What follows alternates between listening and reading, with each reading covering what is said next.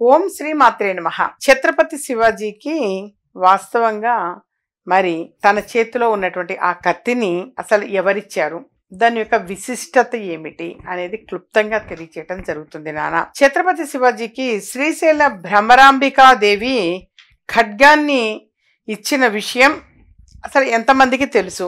ఆ కథ ఏమిటి? భారతదేశంలో సువర్ణాక్షరాలతో లిఖింపబడిన పేరు ఛత్రపతి శివాజీ.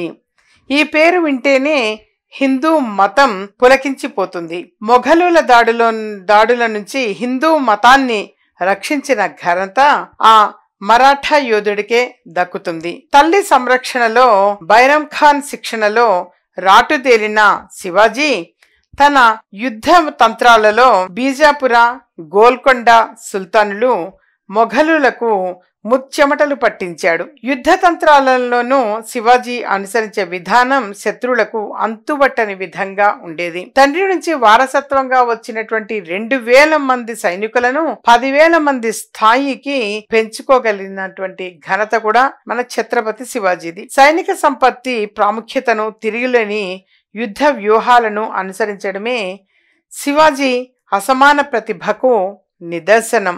పటిష్టమైన సైన్యంతో పాటు నిఘా వ్యవస్థను కూడా కలిగి ఉండటమే కాకుండా ఆధునిక యుద్ధ తంత్రాలను ఉపయోగించేవాడు. వీటిలో ముఖ్యమైనది గొరిల్లా దాడి. వీటి గురించి మనం పుస్తకాల్లో బహుశా చదివే ఉంటారు అందరూ కూడా. శివాజీ ఆంధ్రప్రదేశ్లోని శ్రీశైల పుణ్యక్షేత్రంలో ఎనలేనటువంటి అనుబంధము ఉన్నది అన్న సంగతి కూడా మనలో చాలా మందికి కూడా తెలియదు. శ్రీశైల భ్రమరాంబికాదేవి ఛత్రపతి శివాజీకి ఖడ్గాన్ని బహూకరించింది అని చెప్పేసి చెబుతూ ఉంటారు.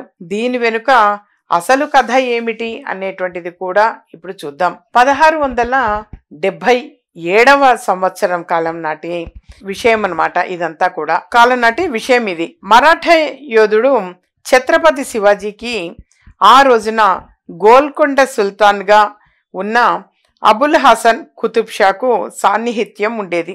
ఆ క్రమంలో ఛత్రపతి శివాజీ కూడా గోల్కొండ కోటకు రాకపోకలు సాగిస్తూ ఉండేవాడు. ఆ సమయంలోనే ఒకసారి శివాజీ శ్రీశైలాన్ని కూడా సందర్శించాడు. సుల్తాన్ ఆస్థానంలో మంత్రుడైన అక్కన్న, మాదన్నలను కూడా శివాజీ వెంట ఉండి దర్శనం చేయించి పర్యటన పూర్తయ్యే వరకు తోడు ఉండేవాడట.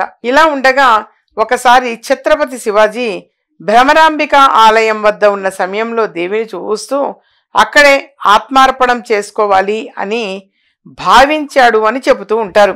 ఆ సమయంలోనే ఆ దేవి ప్రత్యక్షమయ్యిందని, శివాజీకి ఖడ్గాన్ని బహుమానంగా ఇచ్చింది అని చరిత్ర చెబుతూ ఉంటుంది. ఈ ఖడ్గాన్ని ధరించమని, యుద్ధంలో వెనుతిరిగి చూడొద్దు అని ఆ దేవి వరమిస్తుంది. నాటి నుంచి కూడా స్వతహాగా వీరుడైనటువంటి ఛత్రపతి శివాజీ మరిన్ని విజయాలను అందుకున్నాడు.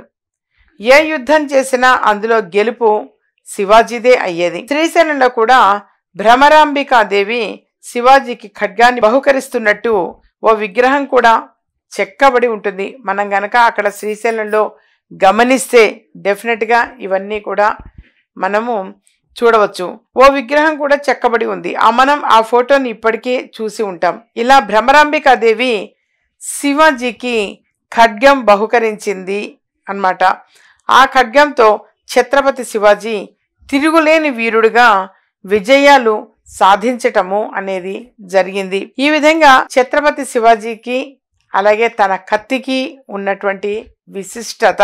మరి ఆ ఛత్రపతి శివాజీకి భ్రమరాంబికాదేవి ఆ ఖడ్గాన్ని బహుకరించింది అని చెప్పేసి తెలియజేయటం జరుగుతున్నది. అలాగే నేను ఈ నెల 16వ తారీఖున వైజాగ్, 17వ తారీఖు రాజమండ్రి, 18వ తారీఖున విజయవాడలో అందుబాటులో ఉంటాను. అలాగే నెక్స్ట్ మంత్ 13వ తారీఖు ఆదివారం రోజున తిరుపతి పర్యటనలో ఉండడం జరుగుతుంది.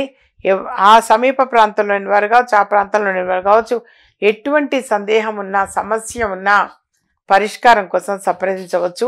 అలాగే దైవిక వస్తువులు కూడా అనేకం ఉంటాయి.